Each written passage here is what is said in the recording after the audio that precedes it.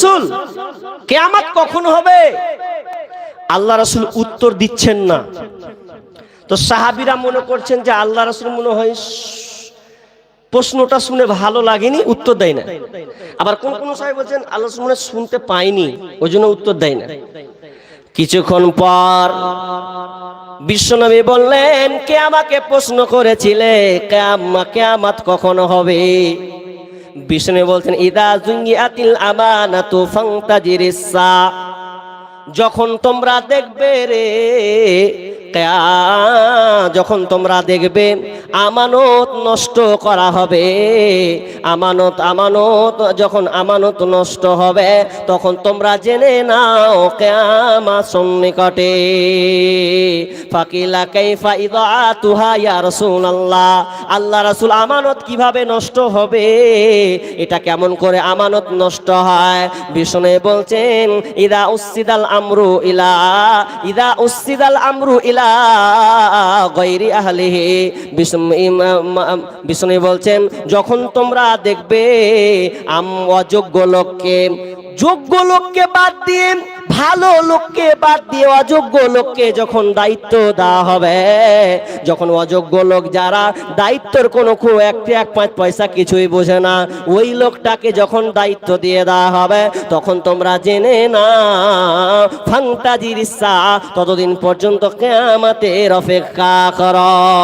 তার মানে বিশ্বনবী এখানে বললেন, যখন তোমরা দেখতে পাবে মসজিদের ক্যাশিয়ার হবে সুদখোর, মসজিদের লোক ভালো বুঝে না, নামাজি নয়, শুধু আর টাকা আছে বলে ওকে দায়িত্ব দিয়ে দিয়েছে, এই রকম কিন্তু চলবে না।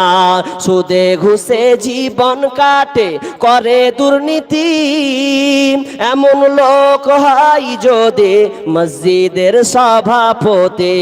ওরে সুদে ঘুষে জীবন কাটে, করে দুর্নীতি, এমন লোক হয় যদি মসজিদের সভাপতি। ভাইরে,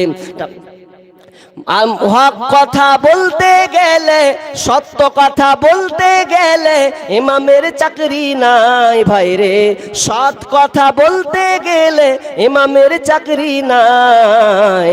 এত দুঃখ রাখি কোথায়, রাখার জায়গা নাই, আমাদেরই কপালেতে শান্তি বুঝি নাই। সমাজেতে অসঙ্গতি বলবো কতবার, গায়ের জোরে বিচারপতি ঘুষেরই কারবার। ওরে টাকার লাগি গরিব দুঃখী বিচার নাহি পায়। ভাইরে, টাকার জন্য গরিব দুঃখী ইনসাফ নাহি পায়, আমাদেরই কপালেতে শান্তি বুঝি নাই। ভাইরে, আমাদেরই কপালেতে শান্তি বুঝি নাই। বিষ্ণু বলছেন, আমানতের খেয়ানতি চলবে। আর এই হাদিসে বলা হলো আমানতকে নষ্ট করা হবে। কারা নষ্ট করবে? যারা অযোগ্য লোক হবে, তারা আমানতের নষ্ট করবে। পঞ্চম খলিফা ওমর বিন আব্দুল আজিজ, তার ঘটনাগুলো আপনারা হিস্ট্রিগুলো পড়ে দেখবেন।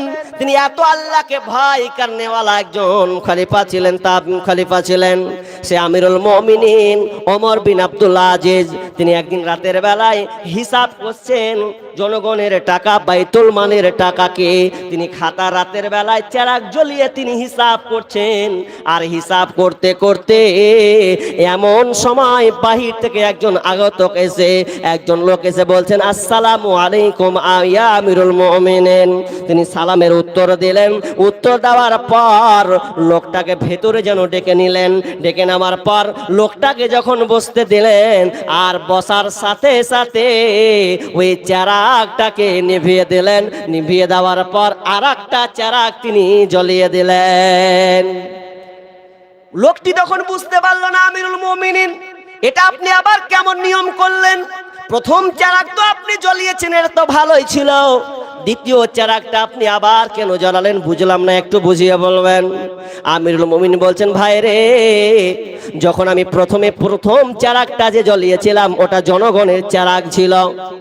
জনগণের টাকার চেরাগ দিয়ে আমি জনগণের হিসাব করছিলাম, আমি হিসাবগুলোকে করছিলাম, এটা জনগণের মালগুলোকে আমি হিসাব সুন্দর সুন্দর করে রাখছিলাম। এমন সময় তুমি চলে আসলে, এখন তো হলে তুমি আমার বাড়ির মেহমান, এই জন্য এই জনগণের চেরাগটাকে আমি নিভিয়ে দিলাম আর আমার বাড়ির চেরাগটাকে আমি জ্বালালাম এই কারণে, যাতে করে কাল কিয়ামতের মাঠে আমাকে জিজ্ঞাসা করবে, ওমর রে, কেন বলো তুমি জনগণের টাকাতে চেরাগ জ্বলিয়ে তুমি মেহমানকে রেখেছিলে, বলো আজকেও হিসাবটা বুঝিয়ে দাও। এই জন্য আমি আল্লাহর ভয়ে রে ভাই আমি আমার বাড়ির চেরাগটাকে জ্বালালাম, এখন তুমি আমার মেহমান, এই জন্য জনগণের চেরাগটাকে আমি নিভিয়ে দিলাম, যাতে বিচারের মাঠে আমাকে জবাবদিহি না করতে হয়। তারা কেমন নেতা ছিলেন দেখেন, তারা বাড়ির ব্যক্তিগত টাকাকে নিজের কাজে লাগাতেন, কিন্তু জনগণের কোনো টাকা, কোনো ফান্ডের টাকা, কোনো বাইতুল মালের টাকা তারা কোনোদিনও হাত লাগাতেন না। অবাক হয়ে যাবেন, আমিরুল মুমিনিন উমর বিন খাত্তাব রাদিয়াল্লাহু তাআলা আনহু যখন তিনি বাইরে থেকে যখন আতরগুলো আসতেন, ওই আতরগুলো আসলে তিনি আতরগুলো বড় বড় শিশিতে আতর ভরা আছে, আর ওই আতরগুলোকে কেমন করে ঢালবেন, কি করবেন না করবেন, এমন সময় জনগণের সম্মুখে বলছেন, আমার বলো তো কে আছো, তোমরা আতরগুলোকে ছোট শিশিতে সমান সমান করে তোমরা ভরতে পারবে। তখন তার আমিরুল মুমিনিন উমর রাদিয়াল্লাহু তাআলা স্ত্রী বলছেন, ওগো আমার স্বামী আমিরুল মুমিনিন, আপনি আমাকে দেন, আমি আতরগুলোকে সুন্দর সুন্দর করে ভরে দিচ্ছি, কোনো একটু কম বেশি হবে না। যখন এই কথা বলা, আমিরুল মুমিনিন বিবিকে বলছেন, বেবে রে, এটা কখনোই সম্ভব নয়, আমি যদি তোমাকে দিই সমান করতে ঢালতে চা আতরগুলোকে, এক শিশি থেকে আর এক শিশি যখন তুমি ঢালবে তোমার হাতে লেগে যাবে, আর অজান্তে যখন হাতে লাগবে তখন তোমার জামাতেও লেগে যাবে, ওই জিনিসটা তখন আমাকে আল্লাহকে কিয়ামতের মাঠে জবাবদিহি করতে হবে, কেমন করে আমি তোমাকে আতর শিশিটা ঢালতে দিই বলো। তারা এতটা আল্লাহকে ভয় করতেন, তারা দেশের দায়িত্ব নিয়েছিলেন ঠিকই, কিন্তু সব সময় ভয় করতেন যাতে করে আমার জনগণের দায়িত্বগুলো যেন আমি ঠিক মতন বহাল করে রাখতে পারি, যদি না রাখতে পারি রে তাহলে আমার বাঁচার কোনো কায়দা থাকবে না। তারা কেমন নেতা ছিল, এক পরিমাণ চুল তারা এদিক ওদিক করার সুযোগ পায়নি। আর আমাদের এলাকার নেতার কথা বাদ দিন, ওকে পেন্ডিং এ রাখছি, নেতাকে আমি পেন্ডিং এ রাখছি।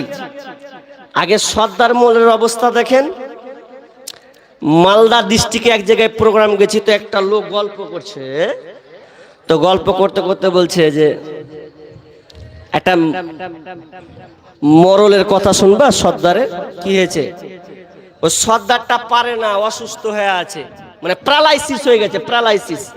তো প্যারালাইসিস লোক দায়িত্ব রাখতে অক্ষম। ভাই আপনারা মুড়িগুলো দেন, তবে কথা বলবেন না, আমার বক্তব্যের ব্যাঘাত ঘটছে, মুড়িগুলো দেন, অসুবিধা নেই, আপনারা দেন, তবে কথা না বলেই দেওয়া যাবে, অসুবিধা নেই, কথা বলবেন না। হই হট্টগোল করা মানে কি, বক্তব্যের ব্যাঘাত ঘটা। আমি যে আপনাকে বুঝাচ্ছি একটা একটা করে, আপনারা নিন, খান, অসুবিধা নেই। জি, খেয়েই তো জীবন শেষ।